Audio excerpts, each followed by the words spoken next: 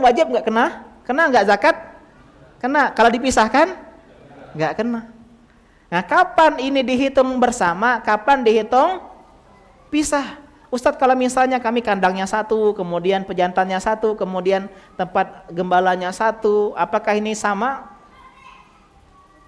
Terkadang ada yang kalau dia dipisah malah tidak kena, malah kena. Kalau dipisah malah kena sedikit. Ya, kalau digabung malah kena, kalau dipisah kena banyak, digabung kena sedikit. Jadi orang akal-akalan kalau paham ini. Misal saya punya, ya contohnya misalnya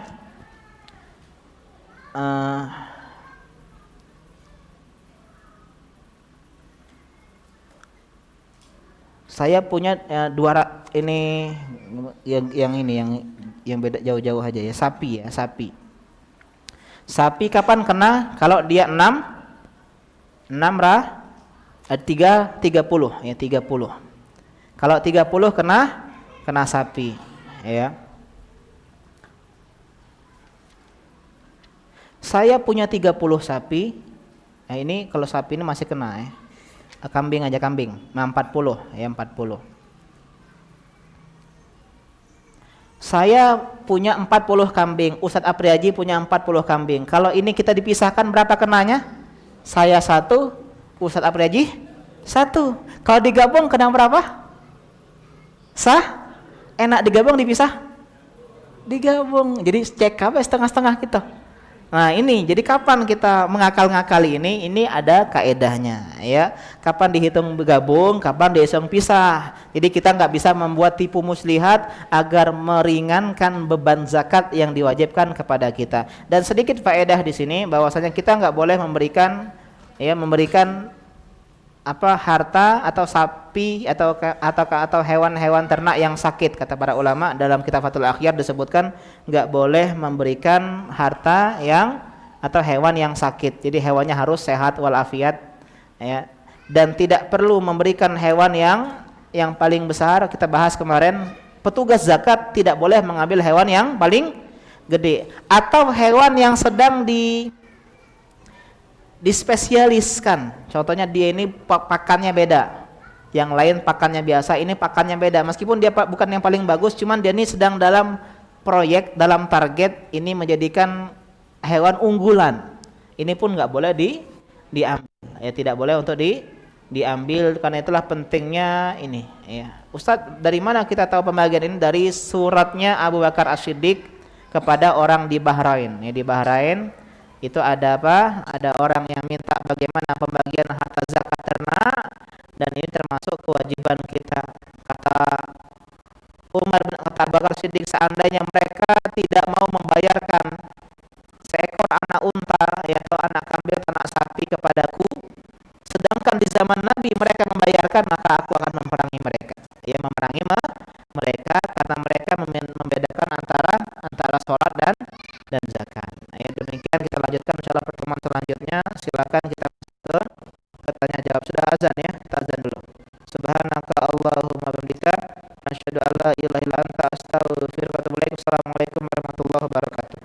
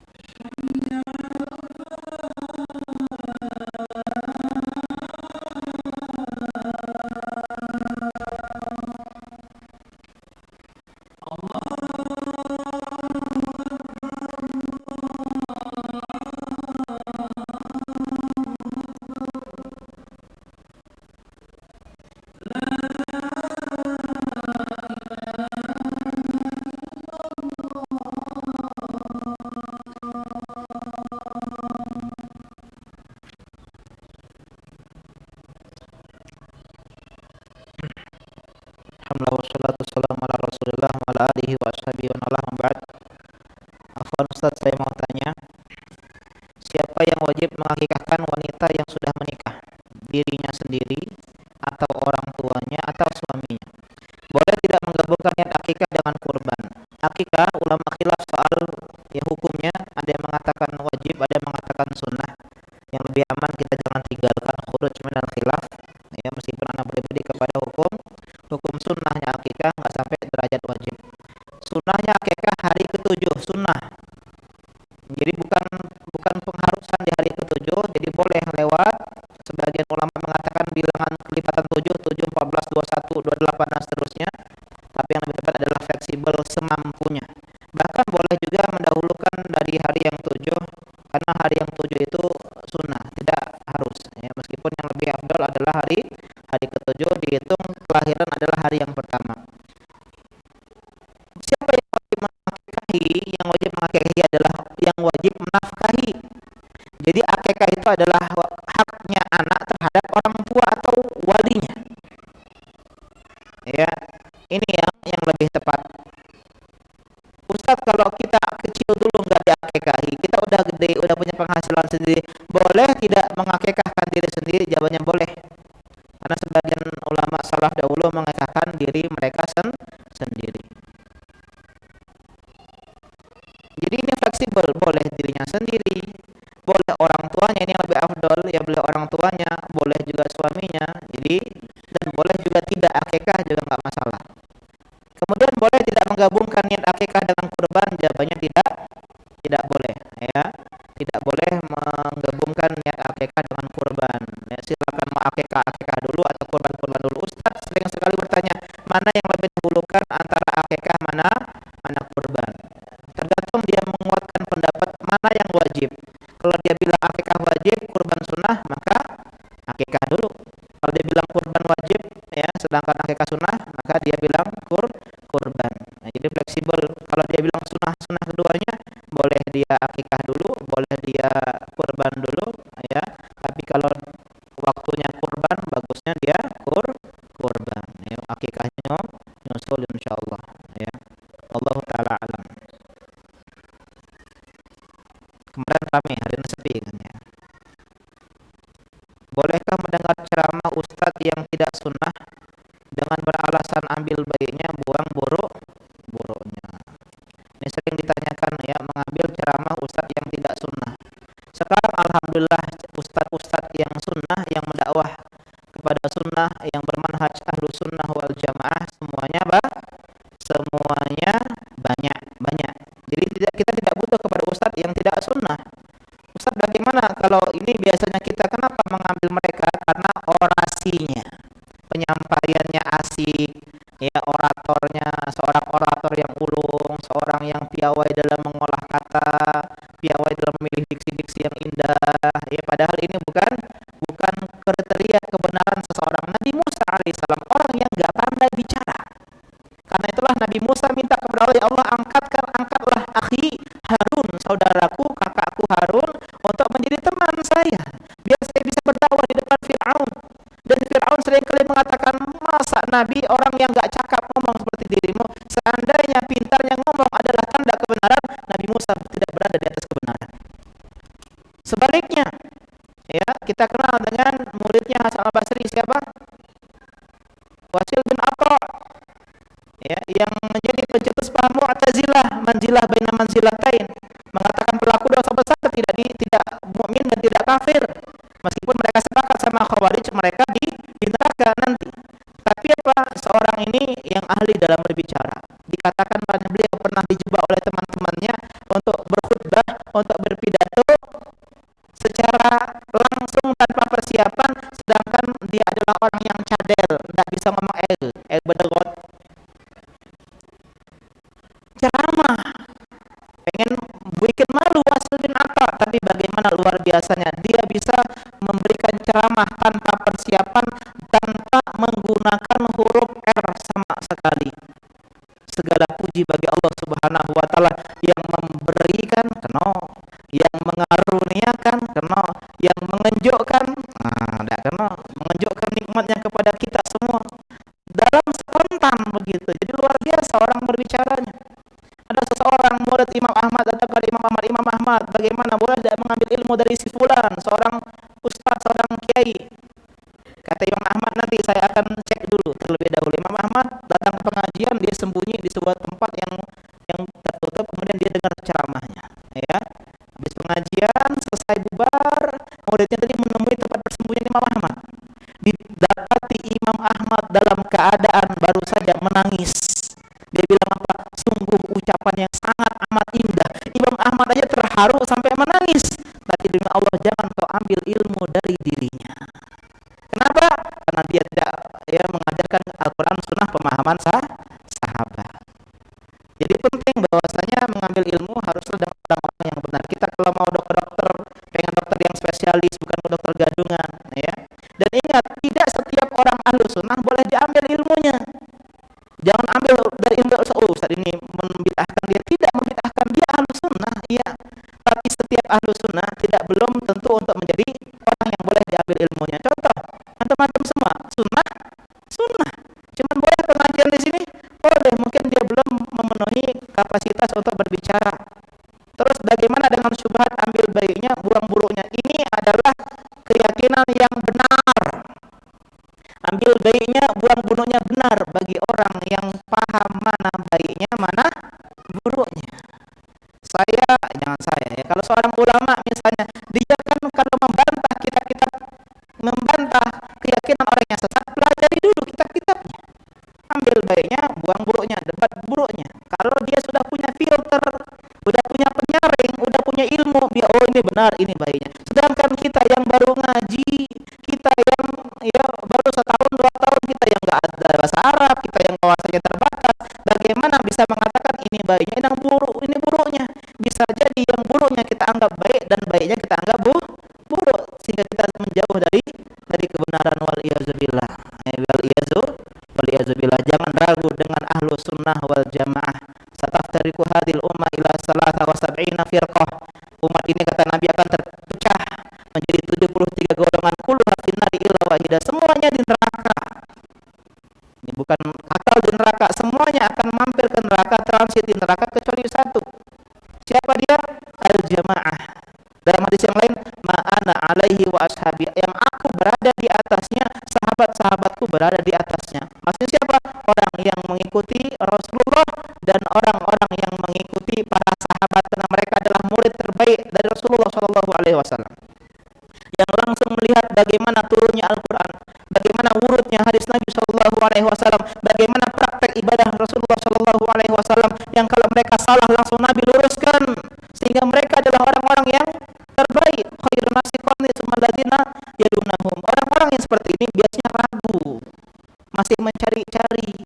Yang benar ini apa salafi, apa yang ini, apa yang itu. Dia ikuti semua pengajian. Orang seperti ini adalah orang yang sedang menghabiskan banyak waktunya di dalam apa? Di dalam hal-hal yang membuat dia semakin rancu dalam agama. Coba hadiri saja pengajian Ustadz Sunnah, kekurangannya, retorikanya, kekurangannya apa saja. Ini jauh lebih baik daripada ustadz-ustadz yang tidak mengajarkan kitab sunnah, malah ke-72 yang tadi di neraka. Waliyazubillah. Kita bukan memvonis secara individu, cuman kita berbicara tentang perbuatannya. Waktu kita terbatas, ilmu ini banyak. Kalau kita mengambil ilmu dengan orang-orang yang tidak benar, maka kita akan menyisakan waktu kita untuk yang benar sedikit sekali.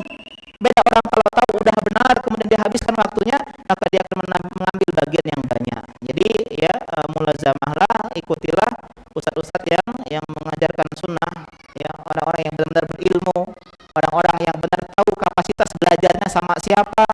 Sebagian kita ini, ustadz itu ngajarin Al-Quran dan sunnah, bagus orasinya, padahal gurunya siapa kita tidak tahu, belajar di mana kita tidak tahu. Kemudian bagaimana duduk-duduknya teman-temannya ustadz siapa juga tidak tahu. Maka lebih baik ambil yang pasti-pasti saja. Jangan ambil baiknya, buang buruknya. Ini manhajnya pemulung, kata Ustaz Herudin. Dempegal loh. Manhaj pemulung. Ambil baiknya, buang buruknya. Ngambil sendal, dia bawa sendal buruk, dia ambil sendal bagus.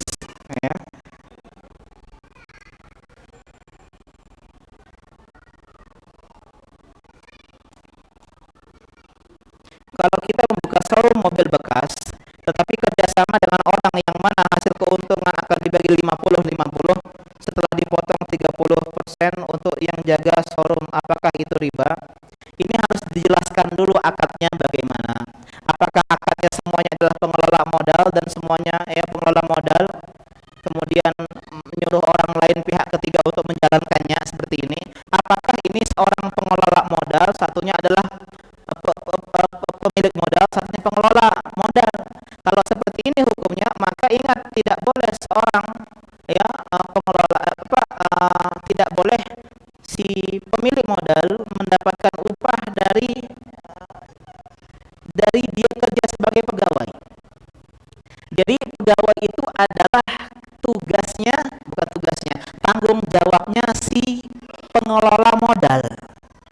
Saya punya harta 10 juta, 100 juta lah. Ada teman yang mau mau buka bisnis dia 100 juta. Adapun dia mau bayar siapa? Bayaran itu dari siapa? Pengelola modal. Pengelola modal. Kecuali kalau yang dibutuhkan adalah perawatannya, itu semua dari modal. Tapi kalau sudah dikasihkan, sebenarnya kan pengelola itu dia yang mengelola. Jadi kalau dia menggaji seseorang, yang menggajinya adalah si dirinya, bukan kalau itu apa kerja pengelola kalau dia sudah punya karyawan begitu. Ini lebih spesifik lagi, nanti tanyanya bisa langsung ya. Bagaimana dengan radio bla bla bla? Apakah boleh mengambil ilmu darinya? Enggak boleh. Enggak boleh mengambil ilmu, bukan radio roja ya, radio yang anti dengan televisi, anti dengan foto, anti dengan video anti dengan yayasan, kita dibilang ahlul bid'ah dan seterusnya. Ini tidak boleh duduk atau mengambil ilmu dari dirinya. Ustaz, tapi ustaznya berilmu. Iya, berilmu, mungkin lebih berilmu daripada kita. Ustaz, tapi orang yang lebih zuhud terhadap dunia. Kalau kita mungkin masih keren-keren, masih main Instagram, mereka benar-benar ustaz sejati, ustaz. Tidak kenal dengan media sosial. Mereka adalah ustaz yang berdakwah dengan hartanya, dia tinggal di gubuk. Ini sebagian orang itu kadang diuji dengan apa? Dengan kezuhudan. Seorang diuji dengan berlebihan dengan ini. Di antara hal yang harus kita pahami, bahwasanya standar kebenaran adalah qala Allah dan qala Ar-Rasul. Oke lah Ustaz, masalah HP, masalah video, foto. Saya pengen bikin kajian rasanya karena ini sudah sebagian teman-teman kita sudah mulai ngaji ke mereka dan sekarang mengharamkan ngaji ke kita. Saya pengen bikin kajian kapan seseorang keluar dari ahlu sunnah. Ini diantara manhaj Khawarij keliru. Kenapa? Karena dia bermudah-mudahan mengeluarkan seorang dari Islam. Islam, sesuatu yang tidak mengeluarkan seorang dari Islam dia keluarkan. Dosa besar, pembunuh, kafir. Pezina, kafir. Pencuri, kafir. Ini Khawarij. Nah, mereka ini mirip kesamaan. Kata Syekh Hasan, mereka ini berlebihan dalam tabdi', mengeluarkan orang dari sunnah. Video bid'ah, selfie bid'ah, cingkrang bid'ah. Jadi mereka bermudah-mudahan mengeluarkan seseorang dari sunnah, padahal itu adalah bukan sesuatu yang merupakan usulus sunnah. Imam Ahmad punya kitab usulus sunnah. Kemudian Imam Baghawi punya syarh sunnah, masabihus sunnah. Imam Barbahari punya tentang sunnah. Nah, inilah yang harus dipelajari. Yang kalau ini ditinggalkan keluar dari sunnah. Tidak disebut di sana taswir, bikin patung atau menggambar. Jadi boleh saja kita beda pendapat dengan masalah foto, video, Sebagian kita dicari-cari kesalahannya. Ustaz Syafiq dibilang apa? Nggak boleh melihat perempuan, ada fotonya dilihat perempuan. Padahal seandainya kalau lihat perempuan nggak sengaja ada yang lewat, dipoto dari belakang, mau ustaznya lihat perempuan. Padahal ustaznya baru saja mau ini kan. Duduk sama ahli bid'ah, Ustaz Roni sama Ustaz misalnya ahli syubhat, ketemu di bandara. Assalamualaikum Ustaz. Waalaikumsalam. Duduk ngobrol bentar sambil nunggu boarding. Ustaz, ada akbar Palembang yang Pak Cak itu dah. Yang pertama jadi istri dah. Ngobrol di foto, lihat Ustaz Roni misalnya duduk dengan ahli bid'ah.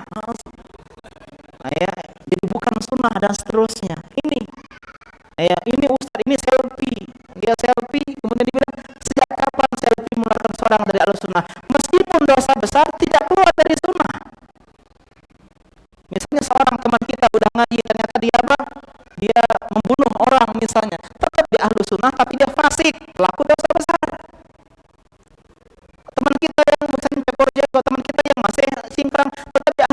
selama dia meyakini pokok-pokok Ahlussunnah, bahwasanya manhaj salaki adalah Al-Quran dan Sunnah, ijma para ulama salaf, meyakini Al-Quran istidlalnya Al-Quran dan Sunnah harus dengan pemahaman para ulama salaf, ya. Mereka tidak, misalnya mereka meyakini Allah di atas langit, mereka meyakini bahwasanya asma wa sifat tidak boleh ditakwil dan seterusnya tanpa dalil. Kemudian mereka, intinya pokok-pokok yang kita bahas itu loh, meyakini surga itu ada, meyakini neraka itu ada, ya.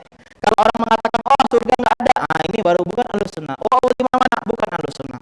Oh kita boleh berpemahaman sendiri, nggak harus ngambil dari pemahaman para sahabat, oh ini bukan Ahlussunnah baru. Tapi kalau cuma masalah khilafiyah ijtihadiyah, ini tidak keluar dari sunnah, ya. Berbahaya seperti ini. Banyak teman-teman di pelaju juga diantaranya, ya, gara-gara mungkin oh inilah yang paling yang paling itu Ustaz, yang paling orasinya ini diantara ini. Dan saya pelajari tentang mereka sejak tahun 2006, ya, tahun 2006. Nah ini sama, makanya lagi hot di sini, ya. Ustaz, bagaimana tanggapan Ustaz terhadap seorang Ustaz yang berwali salaf dan berpegang teguh dengan sudah mentahzir TV Roja dan Ustaz-Ustaz sunnah lainnya? Tahzir itu boleh, cuman apa yang menyebabkan seorang ditahzir? Ya, kesalahan pribadi satu, meskipun ini juga khilaf para ulama yang mengatakan boleh mentahzir karena kesalahan pribadi. Lihat, ya, apa yang menyebabkan dia ini harus ditahzir. Contoh dia punya pemahaman irja, murjiah atau khawarij, baru boleh kita tahzir dia. Dia ini pemahaman tasyayyu syiah, baru boleh kita tahzir. Dukun di kampung, kita tahzir dia. Jangan kau ke dukun, ya. Nah ini tahzir namanya, memperingatkan seseorang untuk mengambil atau dari seseorang. Mereka mengharamkan foto dan video dan mereka mempunyai radio, yaitu tweet disensor, ya. Jadi dipotong pula video YouTube ini, ya. Yang jelas begini, yang mereka sebutkan kesalahan kita tidak ada yang menjadi pokok usul sunnah. Mengambil dana dari Ihya Uturos, dana Ahlul Bid'ah, ini pun dirinci. Dan kita nggak mengambil dana dari mereka, tapi kenapa tetap kena tahzir? Karena tahzir berantai. Aku tahzir dia nih, kau tahzir dia dah. Tidak tahzir dia, kau tahzir pula. Nah ini, apa dia ini nih? Ya, oke lah Ustadz, foto haram, oke lah video haram, oke lah, ya. Masalahnya apakah keharaman ini mengeluarkan orang dari sunnah? Ingat, kalau orang mengatakan keluar dari sunnah, berarti masuk ke 72 yang mampir ke neraka. Bahaya. Mengatakan orang khawarij, murjiah bukan sunnah ahlul bid'ah, ini adalah ucapan yang sangat berbahaya. Herannya mereka sama kita kayak gini, tapi sama orang kafir nggak pernah kayak gini.